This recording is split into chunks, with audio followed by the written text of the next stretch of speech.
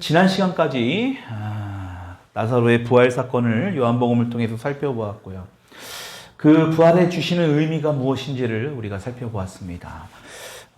부활 사건 전에 십자가에 예수님이 못 박히시기 전에 여러 가지 그 부활에 대한 중요성에 대해서 예수님은 계속 제자들에게 말씀하셨습니다. 그리고 우리가 지난 시간에는 제자 도마라는 인물을 통해서 그 예수님의 부활이 우리 신앙에 어떠한 영향을 주는지를 살펴보았죠. 부활을 믿지 못하는 자들은 문 안에서 문고리를 꼭꼭 잠그고 세상 밖에 나오지 못하는 그런 두려움 가운데 떠는 것을 우리가 보았습니다. 그러나 부활의 소식을 제대로 듣고 믿는 그 마리아는 저녁 때까지, 새벽부터 저녁 때까지 계속해서 그 예수님의 부활을 전하는 그러한 그리스도인의 모습으로 살아가는 것을 우리가 보았죠.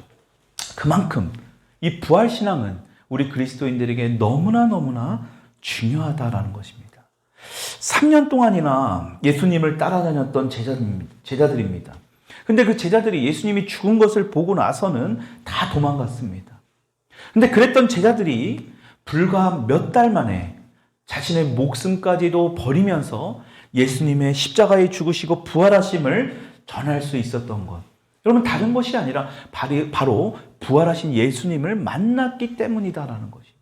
여러분, 그래서 우리가 이 제자들이 만난 부활하신 예수님, 그 전에는 문고리를 꼭꼭 걸어 잠그고 숨기에 바빴던 그들의 모습이 만약에 우리의 모습이라면 이제는 예수 그리스도를 만난 제자들의 모습이 우리의 모습이 되어야 할 것입니다.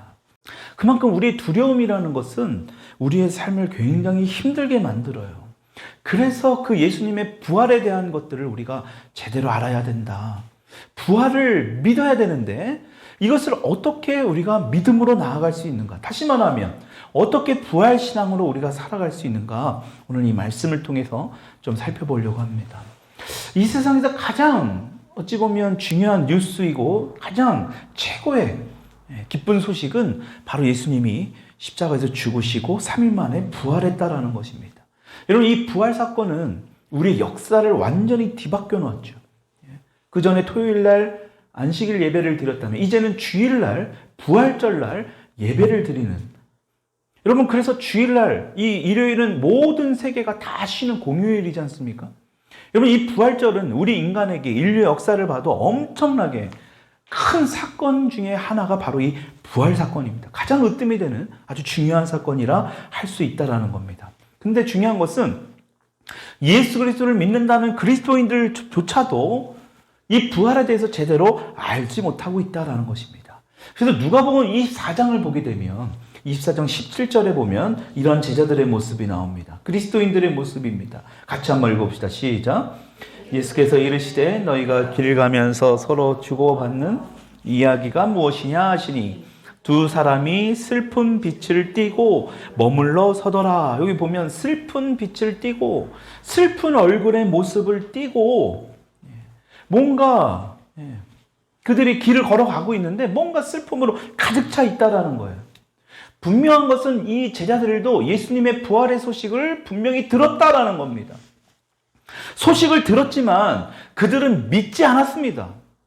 오늘도 우리가 이렇게 부활신앙으로 살아가야 된다는 예수님의 부활에 대한 메시지를 듣지만 그 메시지를 듣지는 했지만 믿지 않으면 바로 이러한 제자들의 모습처럼 우리는 살아갈 수 있다는 거예요.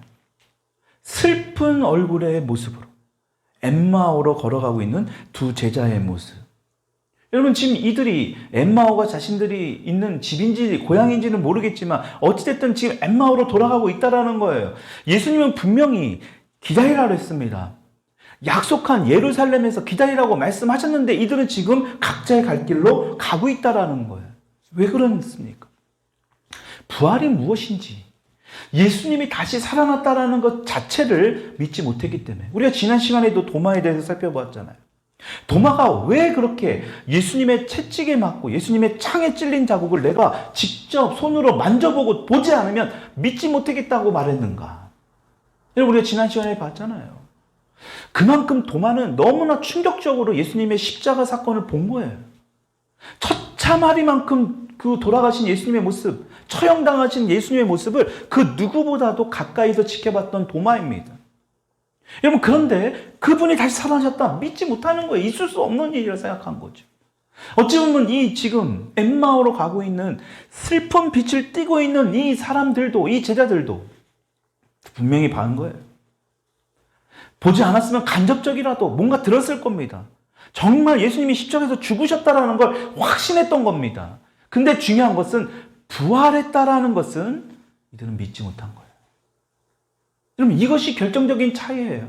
그래서 우리가 십자가에 머물러 있으면 안 된다라는 거죠. 십자가는 반드시 부활로 연결이 돼야 된다라는 거예요. 부활이 무엇인지 제대로 알지 못했기 때문에 이들은 여전히 슬픈 빛을 얼굴에 띠면서 살아가더라. 아니, 우리가 사람을 살아가는데 어떻게 슬픔이라는 감정을 안 느낄 수 있겠습니까? 중요한 것은 슬픔이라는 감정이 중요한 게 아니라 예수님이 지금 다시 사셨음에도 불구하고 이들은 여전히 근심과 걱정과 염려 가운데 슬픈 빛을 띠고 있다라는 것이 지금 그게 핵심 포인트죠. 여러분, 그래서 부활이라는 이 헬라어가 뜻이 뭐냐면 아나스타시스라는 단어가 있습니다. 이게 두 가지 합해진 단어예요. 이 아나가 위에라는 뜻이고 스타시스라는 것은 존재라는 뜻입니다. 그러니까 부활이라는 의미는 다시 말하면 우리가 지금 땅에 살고 있지만 하늘에 속한 존재라는 의미도 됩니다. 하늘에 속한 존재. 이 아나스타시스, 이게 부활이라는 원어가 주는 의미입니다. 그렇다면 우리는 하늘에 속한 존재로 살아가고 있는가? 지금 여러분들 가운데 하늘에 속한 존재로 살아가고 있는가? 내가 부활을 믿는다면 하늘에 속한 존재로 살아가야 된다는 거예요. 근데 중요한 것은요, 지금 최근에 많은 뭔가 참 요새 이렇게 언론이나 어떤 세상에 돌아가는 어떤 이런 상황들을 보면 굉장히 비관적인 것들이 너무나 많습니다. 얼마 전에도 어떤 연예인 어떤 기획사에서 막 다른 사람을 비난하고 자기는 결백하다고 주장하는 어떤 그런 인터뷰들을 막 하고, 사람들을 막 선동하고, 막 이번 생에는 끝났어. 어떤 여러 가지 부정적인 것들이 너무나 많이. 그래서 마치 모든 것이 어떤 한 사람을 희생의 양으로 만들어 놓고 그 사람 때문인 양. 취업이 안 되고 경제가 어렵고 하는 모든 것이 그것이 다 어떤 한 사람의 모든 것이 책임을 전가하는 것처럼. 여러분, 그러한 것들이 물론 어느 정도 책임은 있겠죠. 그런데 모든 것을 다 그 방향으로 돈다면, 어떤 것을 책임을 어떤 한 사람으로 모든 것에 다 전가시킨다면 그 문제를 해결할 수 없는 겁니다. 이성적으로는 좋은 대학에 갈 수 없어. 지금 외모로는 어떻게 예쁘게 살 수 없어. 그러니까 막 뜯어 고칩니다. 하나같이 다들 그냥. 똑같은 얼굴, 다 비슷비슷한 얼굴, 개성 있는 얼굴들이 없잖아요. 다 뜯어 고치고. 하나같이 다들. 부자로 살기 힘들어. 이번 생에는 끝났어.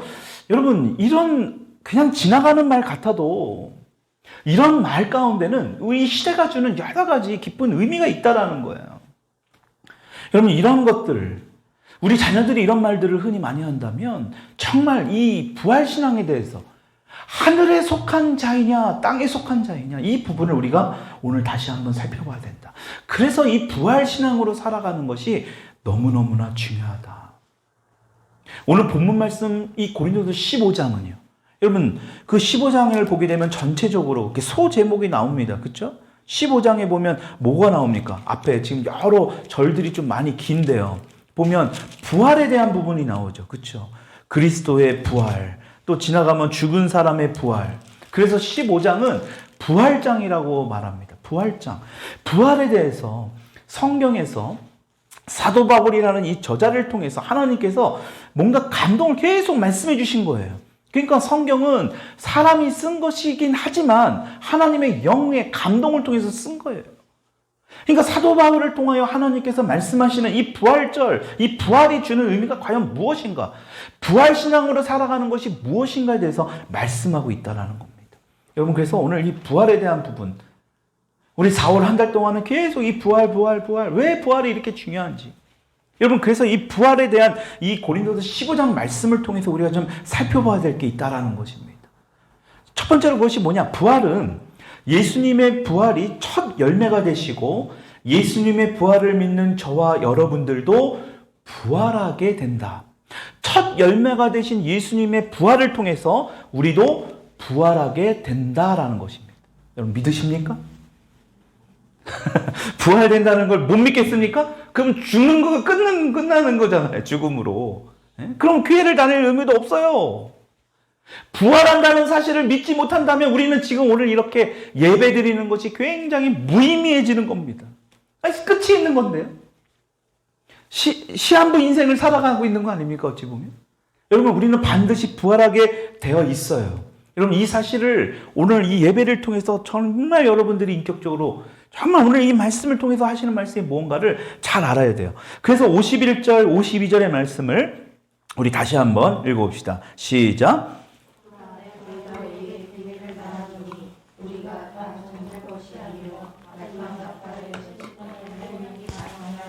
자 보세요. 여기도 보면 비밀을 말하겠다. 그러니까 비밀은 세상 사람들이 알지 못하는 아주 중요한, 여러분 사도 바울을 통해서 왜 이런 이야기를 하나님께서는 우리가 알기를 원하느냐. 마지막 날에 이런 날이 일어날 거라는 거예요. 52절 읽어봅시다. 시작. 나팔 소리가 나매 죽은 자들이 썩지 아니할 것으로 다시 살아나고 우리도, 여러분 지금 죽은 사람들, 기존에 예수님이 다시 재림하실 때에 죽은 사람들과 지금 현재 있는 사람들에 대한 부분을 말씀하고 있는 겁니다. 여러분 죽은 사람들은 어떻게 된다는 거예요? 썩지 아니할 것으로 다시 살아나게 된다는 거예요. 그럼 우리 살아있는 사람들은 어떻게 된다는 겁니까? 우리도 변화되리라. 믿음의 선배들은 다시 살아나게 될 것이고 우리도 변화된다라고 성경은 분명히 말씀하고 있는 거예요. 근데 이 변화된다라는 의미를 잘 보면 그냥 단순히 우리가 그냥 싹 바뀌어진다, 그런 뜻의 의미가 아닙니다. 이 변화된다는 의미는 세 가지 아주 중요한 의미가 있습니다. 그게 바로 뭐냐? 고치고 바꾸고 채우는 거예요. 그러니까 변화된다는 의미 자체가 한번 따라할게요. 고치고 바꾸고 채우신다라는 거예요. 그러니까 우리를 고치시고, 우리가 예수님이 이 땅에 다시 오시게 되면 우리 자체를 고치신다라는 거예요. 그리고 바꾸시고 우리를 채우신다라는 거예요. 굉장하지 않습니까? 우리의 머리로는 도저히 이해가 되지 않은 예수님이 다시 이 땅에 오실 때 우리를 이렇게 바꾸신다라는 거예요. 근데 전제가 있죠. 예수 그리스도를 믿는 자들에게요. 그거를 사도 바울이 뭐라고 얘기합니까? 비밀로 말한다는 거예요. 비밀을. 여러분 비밀을 아무한테나 얘기합니까? 비밀은 진짜 나하고 친밀한 사람 외에는 알려주지 않아요. 정말 내가 좋아하는 사람 외에, 내가 사랑하는 사람 외에는 그 비밀을 함부로 발설하지 않습니다. 왜? 너무 중요한 것이기 때문에. 여러분 사도 바울이요, 이 고린도 교회 성도들 처음으로 세운 교회입니다. 그러다 보니까 이들에게 너무나 각별한 어떤 애정이 있었던 것 같아요.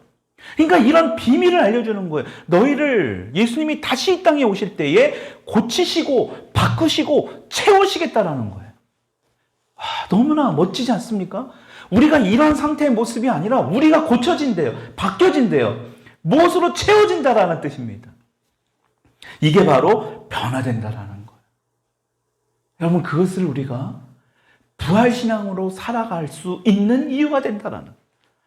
우리가 이 땅에서 그냥 예수님이 이 땅에 오셔서 우리가 아무런 변화도 없다라면, 우리가 변화되고 바뀌어지고 채워지지 않는다면 우리는 아무런 의미가 없잖아요. 근데 사도 바울은 이것을 얘기하는 거예요.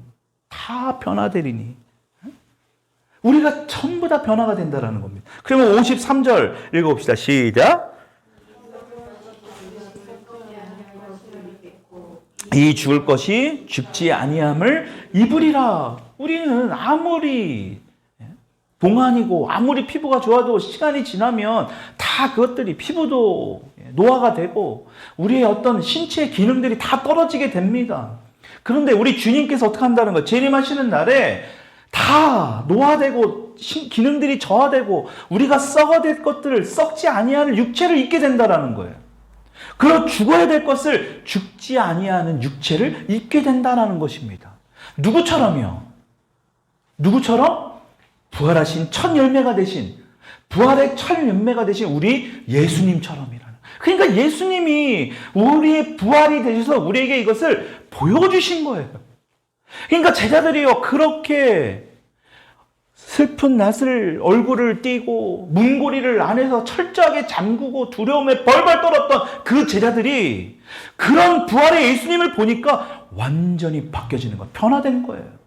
사도 바울이요, 이전에는 그 예수님의 복음을 전하는 사람들을 다 죽이고 가두고 했던 그 앞장섰던 사도 바울이 부활하신 예수님을 만나니까 완전히 변화가 됩니다.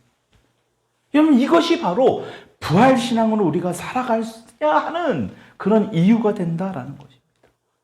여러분, 40일 동안, 이제 좀 있으면 우리 5월 달에 성령 강림절을 또 보내게 될 텐데, 예수님이 이 땅에 부활하셔서 40일 동안 사람들에게 보이셨어요. 벽을 뚫고 들어오셔서 지난주에 봤던 것처럼, 그렇죠? 그 제자들에게 나타나시고 자신의 상처도 직접 보여주시고 제자들과 함께 식사도 하셨습니다. 여러분, 하늘로 올라가실 때는 어땠습니까? 여러 사람들이 보는 가운데 자신의 육체를 그대로 하늘로 올라가는 모습을 보이셨다라는 거예요. 여러분, 이게 바로 우리가 앞으로 부활할 우리 부활의 몸, 변화될 몸을 우리에게 보여주신 거예요.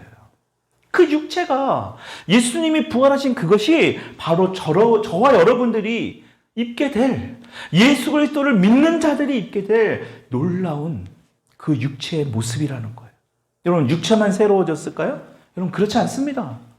요한계시록을 보게 되면 마지막 때에 이런 일이 일어날 거라고 말씀하죠. 요한계시록 21장 1절로 2절의 말씀 읽어봅시다. 시작. 또 내가 새 하늘과 새 땅을 보니 처음 하늘과 처음 땅이 없어졌고 다시 있지 아니하더라. 또 내가 보매 거룩한 성 새 예루살렘이 하나님께로부터 하늘에서부터 내려오니 그 준비한 것이 신부가 남편을 위하여 단장한 것 같더라. 아멘. 새 하늘과 새 땅, 신천지.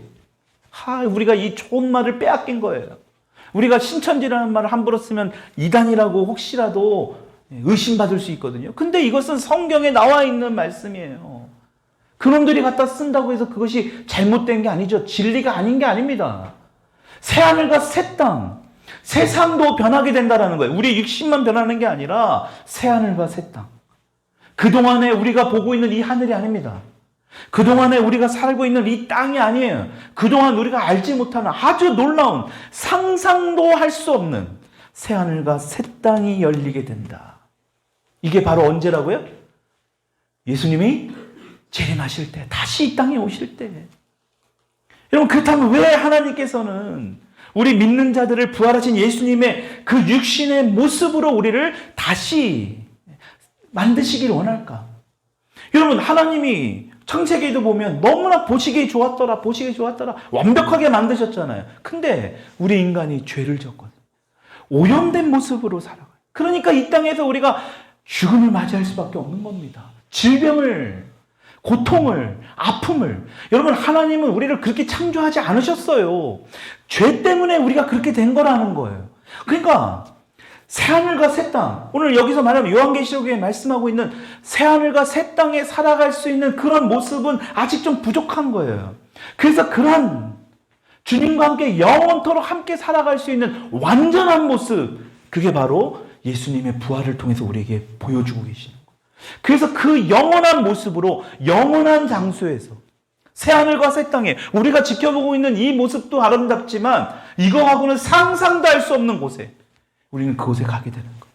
그래서 뭐합니까? 그것에서 주님께 영광 올려드리고 그것에서 감사하고 그것에서 우리가 함께 모여서 하나님 앞에 기쁨으로 이 예배가 이 지금 지구상에서 드리는 우리가 이 장소에 드리는 예배하고 수준이 다를 겁니다. 수준이. 여러분, 우리가 어떤 집회를 같은 데를 가보면 우리가 이렇게 소수가 드리는 예배도 은혜가 될 수 있지만 몇천 명, 몇만 명씩 울려 퍼지는 찬양이 있다고 생각해 보십시오. 여러분, 완전히 달라요. 이 엄청난 그 사운드 자체가 완전히 다르죠. 그렇죠? 그러니까 집회 같은 데 가는 거 아니에요? 찬양 집회 같은 데? 그런 데 가서 은혜가 되죠. 그런 데 가서도 또 다른 어떤 그런 웅장함이 있거든요. 뭔가 우리의 마음을 더 하나님을 찬양하고 싶은 마음을 막 불러일으키는 것이 있거든요. 여러분, 그곳이 바로 새하늘과 새 땅이라는 거. 그곳에 우리가 가게 될 것이다. 그것에 우리가 부활된 몸으로. 여러분, 그래서 첫 부활을 예수님께서 우리에게 보여주신 거예요. 얼마나 감사합니까? 그것을 알라는 거죠. 부활을 통하여 40일 동안에 우리와 함께 하시면서 그것을 너희들이 확실하게 그것을 알아야 된다. 그것을 보고 들은 자들이 오늘날까지도 있었던 거 아닙니까? 그들이 기록한 성경 말씀을 통해서 그들이 같이 보았고 같이 했던 이들이 제자들을 통해서 지금까지도 오늘 우리가 이렇게 교회를 통해서 전해 듣게 된 거잖아요. 여러분, 이게 너무나 중요하다는 것입니다. 두 번째로, 그렇다면 우리는 이렇게 완전하게 부활하게 되는데 부활하기 전까지 이 땅에서 우리는 어떻게 살아가야 되는가? 그 말씀에 대해서도 오늘 본문 말씀에 기록되어 있어요. 55절, 56절의 말씀 같이 읽어봅시다. 시작. 사망아, 너의 승리가 어디 있느냐? 사망아, 내가 쏘는 것이 어디 있느냐? 사망이 쏘는 것은 죄요, 죄의 권능은 율법이라. 지금 인간의 가장 두려움을 느끼는 바로 이 사망, 죽음에 대한 부분을 언급합니다. 여러분, 그래서 어떤 독재자들이, 특히 이 공산당들, 사회주의자들이 정치를 할 때 이 공포 정치를 하죠. 그때 가장 많이 하는 게 뭡니까? 많은 사람들을 죽여버립니다. 그냥 감옥에 가두는 게 아니라 처형시켜버리죠. 여러분, 그래서 북에 있는 그 김정은이라는 놈도 아주 나쁜, 아주 잔인한 사람입니다. 자기의 고모부를 미사일 같은 걸로 그냥 형체를 찾아볼 수 없대죠. 그냥 사람에게 쏴대는 거예요. 여러분, 그러니까 그것을 지켜본 사람들이 어떻습니까? 굉장히 공포스러운 겁니다. 그러니까 사람의 이 죽음을 가지고 이 사람들이 죽음 앞에 두려워한다는 것을 굉장히 이용하는 겁니다. 그래서 사람들을 다스리는 거예요. 그러니까 지금 부활의 의미를 깨닫는 사도 바울이에요. 지금 어떻게 고백한다고요? 다시 한번 55절 읽어볼까요? 시작. 사망아, 너희 승리가 어디 있느냐? 지금 사망을 뭐 하는 거예요? 조롱하는 거예요. 야, 죽음을, 그동안 죽음에 대해서 내가 두려워하고 사망이라는 거에 대해서 굉장히 무서웠는데 이제 그게 어디 있느냐라는 거예요. 그 사망을 불러온 것이 바로 뭡니까? 죄지요. 여러분, 그 죄에 대한 것도 언급합니다. 그래서 뭐라고 합니까? 56절. 사망이 쏘는 것은 죄요, 죄의 권능은 율법이라. 결과적으로 이 사망이 죄를 통해서 왔다는 것인데 죄와 사망은 아무것도 아니라는 것을 지금 말씀하고 있는 거예요. 여러분, 이게 굉장히 중요한 겁니다. 아담과 하와의 죄를 통해서 인간에게 그 죄가 계속해서 끊어지지 않잖아요. 아니, 아담의, 우리가 계속해서 조상의 피를 물려받은 우리가 올라가면 그 끝은 아담과 하와 아니겠습니까? 여러분, 여전히 우리는 그 죄에 대해서 자유로울 수 없다는 거예요. 그래서 예수님이 이것을 끊으시기 위해서, 제 모든 권세를 끊으시기 위해서 이 땅에 오신 거예요. 그래서 예수님이 죽음으로 그 죽음을 이기신 거죠. 사망으로 사망을 이긴 거예요. 어떻게 그것을 알 수 있었을까요? 사람들은 절대 알지 못한 거예요. 그러니까 베드로가 예수님 절대로 죽을 수 없습니다. 아니, 어떻게 예수님이 가장 옆에 있는 사람도 그것을 이해 못한 거예요. 어떻게 죽음으로 죽음을 이겨? 왜? 그들에겐 부활을 몰랐기 때문에. 예수님이 죽으셨다가 다시 살아날 거라는 사실을 전혀 알지 못했기 때문에. 예수님이 계속 말씀하셨죠. 나사로를 통해서도 보여주신 게 바로 그거라고 그랬잖아요. 예수님이 부활하실 거를 말씀하신 건데 여전히 그들은 그 말씀을 들었음에도 예수님의 부활을 받아들이지 않았던 거예요. 그러니까 예수님이 죽으신다는 사실에 대해서 앞장서서 가로막은 거죠. 절대 죽으시면 안 됩니다. 여전히 오늘날도 마찬가지입니다. 우리들도 여전히 예수님이 십자가에 죽으셨고 살아나셨다는 것을 우리는 여전히 그 메시지를 듣지만 그 사실을 믿지는 않는다면, 여러분, 우리는 여전히 죄와 이 사망에 대해서 그 앞에서 우리는 굴복할 수밖에 없는 거예요. 그래서 아까도 말씀드렸던 그 두려움. 여러분, 이 부활을 믿지 못하기 때문에 이 두려움이 너무나 크게 그 한 사람을 제압시켜버리는 거예요. 그러니까 결과적으로 그 두려움이 결국에는 어떡합니까? 앞으로 내가 어떤 질병이, 내가 어떤 근심이, 내가 어떤 걱정이, 여러분, 그것이 결과적으로는 뭡니까? 우리 두려움을 계속해서 자극시켜버리는 거예요. 그리고 결과적으로 그 두려움이 커지면 어떻게 됩니까? 우리를 완전히 포위해버리죠. 여러분, 그래서 예수님의 부활은 너무너무나 중요한 겁니다. 왜? 이 모든 것들이 근심, 걱정, 염려, 두려움, 이 모든 것들이 사망 아래에 있는 거 아닙니까? 그것이 결국엔 우리 죄 때문에 있다라고 성경은 분명히 말씀합니다. 여러분, 그것을 이기시기 위하여 예수님이 부활하셨다. 여러분, 그 부활하신 예수님, 여러분, 우리와 늘 함께 하신다. 여러분, 그것을 믿을 수 있기를 축원합니다. 57절에 이렇게 기록합니다. 같이 읽어봅시다. 시작. 우리 주 예수 그리스도로 말미암아 우리에게 승리를 주시는 하나님께, 여러분, 죄와 사망을 이기신 하나님 앞에, 그 예수 그리스도 앞에, 그 예수 그리스도께서 하늘로 올라가시고 성령을 우리에게 주신 그 성령 하나님 앞에 우리가 감사할 수밖에 없는 이유가 바로 여기 있는 거예요. 그러니까 예수님이 승리하셨어요. 그러니까 예수님을 믿는 우리도 승리하는 거예요. 예수님 믿으면, 왜? 우리도 죽지 않고 부활하니까. 이것에서는 안 된다라는 것. 여러분, 그래서 57절의 말씀을 지금 우리에게 굉장히 중요한 말씀을 하고 있다라는 거예요. 우리는 하나님을 알고 믿지 않는 사람들이 두려워하는 것을 두려워하지 않을 수 있다라는 것입니다. 세상 사람들은 두려워하죠. 죄와 사망에, 그 죽음 앞에 두려워할 수밖에 없습니다. 여러분, 그 증거가 성경의 스데반 집사를 통해서 우리에게 말씀하고 있습니다. 그 스데반 집사가 어떻습니까? 여러분, 스데반 집사는 이미 예수님의 부활을 직접 보았죠. 목격했습니다. 여러분, 그 스데반 집사가 계속해서 자신이 예수님이 십자가에서 죽으시고 부활했다는 사실을 말하면 죽는다라는 것을 알아요. 그래서 많은 사람들이 사람을 매수해서 이 스데반 집사를 체포하게 만듭니다. 거짓 증거하게 만들어서 재판을 받게 하는 거예요. 여러분, 그때에 스데반 집사가 어떻게 합니까? 사도행전 6장 15절의 말씀, 앞에 띄워놓은 말씀 읽어봅시다. 시작. 공회 중에 앉은 사람들이 다 스데반을 주목하여 보니 그 얼굴이, 어떻게 스데반의 얼굴이 저렇게 바뀔 수 있었을까? 죄와 사망으로 가득 차진, 여기서도 사도 바울이 사망아 너의 승리가 어디 있느냐? 사망으로 만약에 이 스데반이 너무나 두려움 가운데 있었다면 그 얼굴이 천사의 얼굴 같았겠습니까? 근데 이 스데반 집사는 부활하신 예수님을 확신했거든요. 믿었거든요. 그러니까 죽음 앞에서도 당당하게 지금 복음을 전하는 그런 스데반 집사의 모습을 우리에게 보여주고 있는 거예요. 여러분, 이게 바로 뭐냐? 부활신앙으로 살아가는 거예요. 부활신앙. 이 죽음이, 이 땅에서 죽음이 끝나는 게 아니구나. 어떤 거에 더 가치를 둬야 되는가? 여러분, 이 스데반 집사라고 멍청해서 바보라서 그랬겠습니까? 분명했거든요. 확신했거든요. 여러분, 제가 오늘 드리는 이 메시지가 정말로 안 믿겠으면 찾아봐야죠. 정말 이 부활에 대해서 믿으려고 노력을 해봐야 되는 거 아닙니까? 찾아보시고, 정말 알아보고, 정말 이게 진짜 아니야, 이게 근거가 너무 부족해, 그럼 믿지 말아야죠.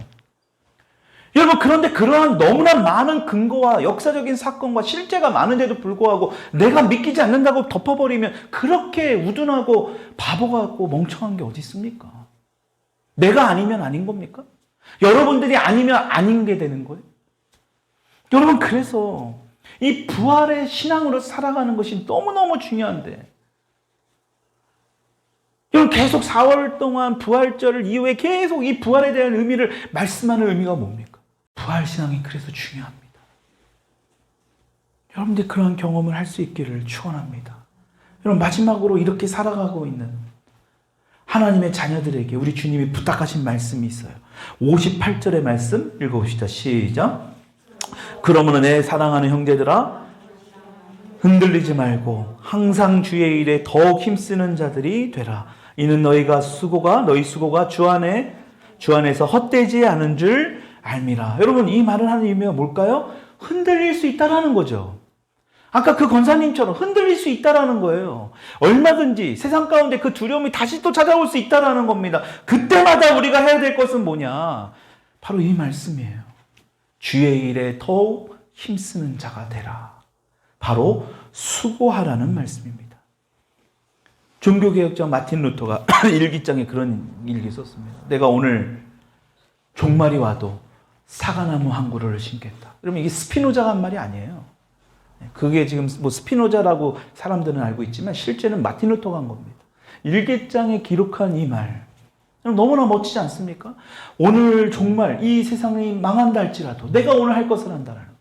여러분 아까 전에 제가 말씀드린 것처럼 우리가 부활의 몸으로 다시 예수님이 올 때 재림할 때 다시 부활된다. 완전한 몸으로 변화된다. 여러분 그렇다고 해서 오늘 우리가 대충 살아서는 안 되죠. 우리의 몸을 함부로 해서는 안 되는 겁니다. 오늘 성경 말씀을 통해서 뭐라고 합니까? 수고해야 된다라는 거예요.